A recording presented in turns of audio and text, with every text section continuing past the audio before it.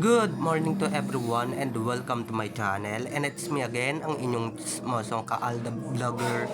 Gusto ko munang magpasalamat sa inyong lahat sa mga walang sawa na tumatangkilik, nanonood, sumusuport at sumusubaybay ng mga content ko here on my YouTube channel.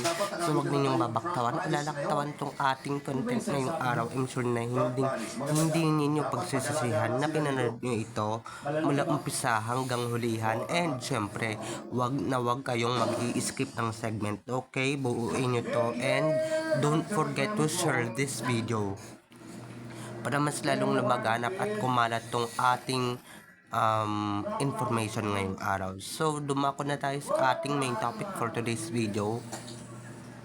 Ganyan talaga guys, ganyan kabait si Alden, handang tumulong at handang walang alam yung iba dito na, di ba, nang galing nga siya dito sa Bulacan para magpaabot ng tulong dito noon sa mga nasalanta ng bagyo. So ito na, or baha.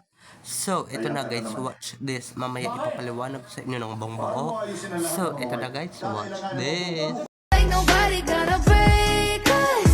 I don't wanna go to bed. Let's just stay up instead.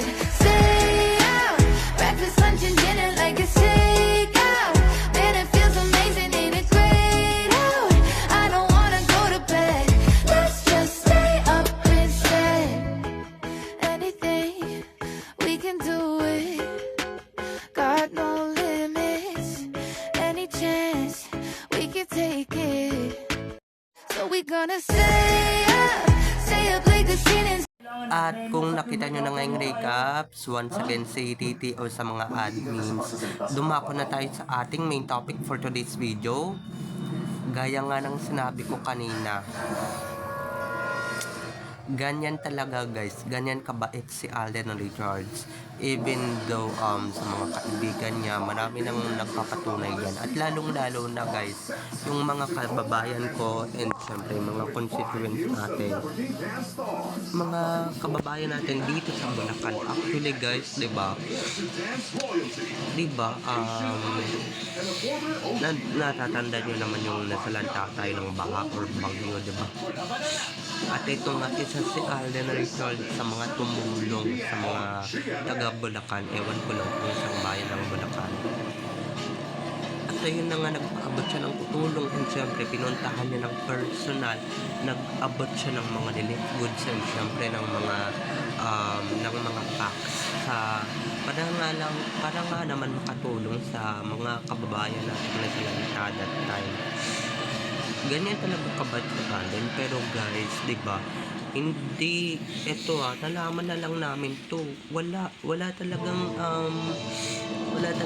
camera, diba? Neto lang naman nalaman ng mga analytics and syempre ng mga ADN fans talaga na sumugod dito si Alden, diba? Walang nakakaalam, hindi natin alam.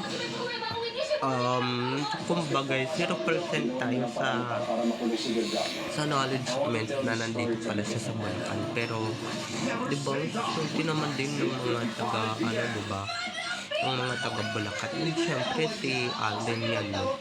Alam niyo naman si Alden is welcome talaga dito sa Bulacan. And syempre diba, bayan naman to talaga ng misis niya na si May. So tutulungan niya talaga yung mga kalugar ni May, di ba? Kahit na, pero ito na nga, hindi gaya ng isa dyan, di ba, na si Au or si Arso or yung baklang kasapakat ng search group of companies, di ba, na ganito, di ba, na kasapakat talaga siya ng flood control project, di ba, or di ba, nga tumulong din si Arden. Pero guys, di ba, tumulong siya na may camera, na may ganito, na may ganyan, di ba, na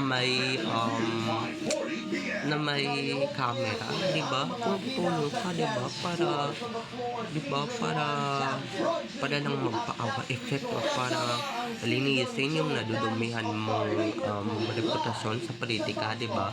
Unlike Alden, si Alden nga, di ba? Mas mabait pa nga dito sa mga politikong kilala natin and syempre sa mga politikong binoboto natin, lalong-lalo na dito sa Bulacan, di ba? Mas mabait at mas makasikat pa talaga. Unlike Arjo, no, na yung cute talagang halata talagang napapabayaan niya na, di ba? Kung napabayaan niya or pinapabayaan niya talaga, di ba? Imbis na atupahin talaga yung mga sakunan like this, di ba? For fame and for linis reputation talaga yung ano dyan ni Arjo, yung habol. Kaya ayan, kahit hindi na gaanong kabahanong that time nung tumulong si Arjo Atayde, kaso huli na, diba? Pumutok na yung pangalan niya sa flood control project. Kaya ayan, naglilinis-linisin si Bukla that time.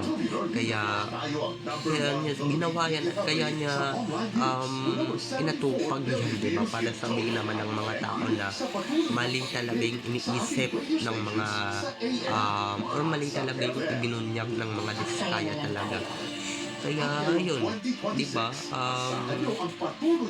Kaya nga mga walang puntang tao ng mga ganyan na huli na lahat ngayon kapatubulong, di ba? Di ba? Unlike Alden talaga, bukal sa puso niya talaga yung pagtulong, di ba? Nakikita naman natin yan sa IDs ni Alden. Pero itong si Arjo, with a purpose talaga yung pagtulong, di ba? With a purpose. Ibig sabihin, guys, kailangan niya lang talaga linisin yung pangalan niyang narumihan na. Kailangan niya lang talaga linisin yung kanyang reputasyon, yung kanyang image sa politika para lang masabing mabait si Arjo, talagang maaasahan, ganyan-ganyan, di ba? Kaso yung iba dyan, natunan pa nga siya ng picture na nag-aabot mo ng anong tawag dito, relief tax o relief goods, di ba? Na ganito, di ba? Unlike Alden talaga na huli na lang talaga, di ba? Huli na lang nalaman natin talaga na nandito si Alden that time, pero sana all talaga, no? Dahil guys, mas marami talagang mababaitan din kay Alden, dahil si Alden talaga is bukal talaga sa loob niya ang pagtulong, diba, sa mga very low, very maawain talaga si Tisoy. Unlike others na tutulong lang just for the camera, for the fame, syempre lalong-lalo na yung ibang artista dyan, diba, na mag-aabot nga ng relief goods. May mga camera naman na nakahanda, diba? May mga camera din naman nakasunod, diba? Pinopost ko sa social media. Si Alden talagang tutulong siya ng walang kumukuha ang camera na hindi kailangan ibalita, diba? Hindi kailangan ilagay sa 24 oras, diba? Yan si Arjo, guys. Ibahin nyo yan. Dahil yan, napaplastikan ako dyan kahit naskasudang tumulong siya, pero huli na ang lahat nung tumulong siya. Alam ko to diba? Tumulong yan si Arjo nung kinabukasan diba, na nadawit na siya sa flood control project. Kaya ayan, naglilinis-linisan ang bakla. Kaya kaso wala din naman talagang maniniwala o naniniwala dyan, diba?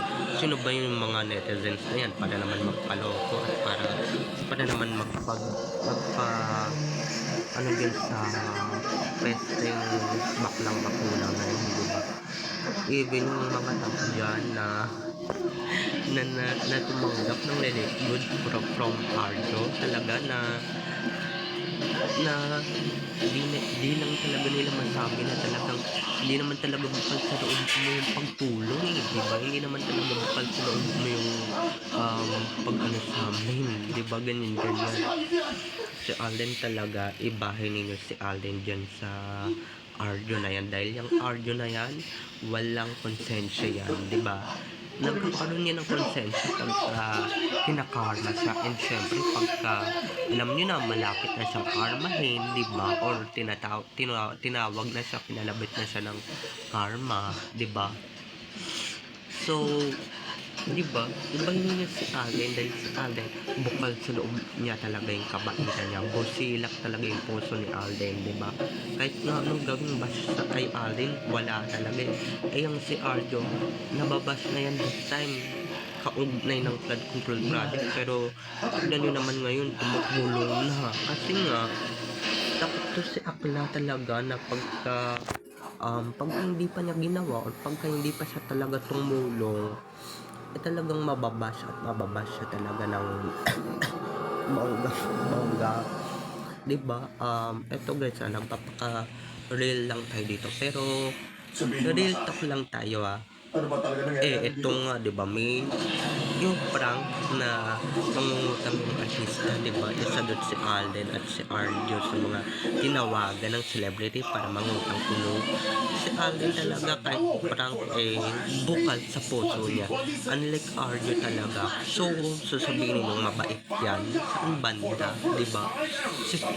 Sino mga niloko ninyo? Sino mga binilog ninyo? Sige, tanongin ninyo yung mga prank na celebrities yan kay Arjo ng pauutangan or pauutangan nila si Arjo, di ba? Kuno. Pero, di ba, dami pa niyang sinabi that time, pero doon talaga guys, doon ninyong kikita talaga yung totoong ugali ni Arjo, di ba? Totoong ugali niya, totoong kagaspangan ng pag-uugali niya. Unlike Alden talaga na kahit prank, talagang tutulong talaga siya, di ba? Or pauutang niya. Kaya nga si Alden, di ba? Lapitin ng mga kaibigan yan kasi nga, di ba? One call away yan si Alden, di ba? At kahit prank yan, siniseryoso yan, di ba? Unlike Arjo, kaya malayo talaga si Alden din kay Arjo. Dahil si Alden, mabait, matalino, guwapo, okay. Si Arjo, pangit na nga, mapapangkampo. At syempre, masama pa ugali. Kaya nga, di ba, doble-doble, triple talaga yung priningil sa kanya ng ating may kapal. Kaya nga, di ba, walang nagtatanggol dyan o walang nag-defend dyan. Kasi nga, totoo naman talaga yung pag-uugali niya ay magaspang talaga. Yun lang yun mga ka-ADN. Okay? So, bye-bye na mga ka-ADN. I love you all. Have a nice day. Keep safe. And God bless everyone. Bye-bye. I love you all. Enjoy watching. Have a nice day. Keep safe. And God bless everyone. Don't forget to subscribe to my YouTube channel. And syempre, don't forget to click the notification bell para pag nag-upload ako, kayo agad ang unang-unang manonotify sa aking mga susunod pang i-upload na mga videos. Okay? Bye-bye. I love you all. So see you on my next videos. Bye-bye.